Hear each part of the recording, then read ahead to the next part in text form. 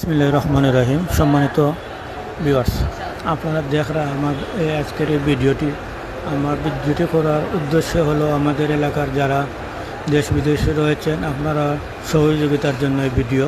আমাদের ব্রাহ্মণবাড়িয়া ইউনিয়নের 2 নম্বর ওয়ার্ডের দক্ষিণপাড়া গ্রামে মোহাম্মদ ফরহাদ মিয়ার ছেলে ও ক্যান্সার রোগে আক্রান্ত হয়ে সিলেট এমএজি হসপিটালে তাকে অপারেশন করা হয়।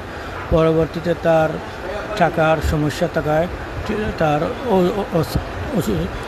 ট্রিটমেন্ট বন্ধ থাকে। এমতো অবস্থায় আমরা বিগত সময় দিয়ে তার শারীরিক খোঁজখবর নিয়ে জানতে পারি তার অবস্থা খুবই খারাপ। আমরা এই অবস্থায় তাকে সিলেট নর্থ ইস্ট ক্যান্সার হসপিটালে এনে ভর্তি করা হয়। আপনারা যারা আমাদের এলাকার দেশ বিদেশ প্রবাসী রয়েছেন আপনারা দয়া করে একটু তাকে সহযোগিতা করবেন। আপনাদের এই সহযোগিতার হয়তো সে আবার সুস্থ হয়ে আসবে এই আশা ব্যক্ত করি এবং সকল যারা প্রবাসী রয়েছেন আপনাদের সামান্যটুকু সহযোগিতায় তার এই চিকিৎসা খরচটুকু চালানো সম্ভব হবে এই আশা রেখে আমি আমার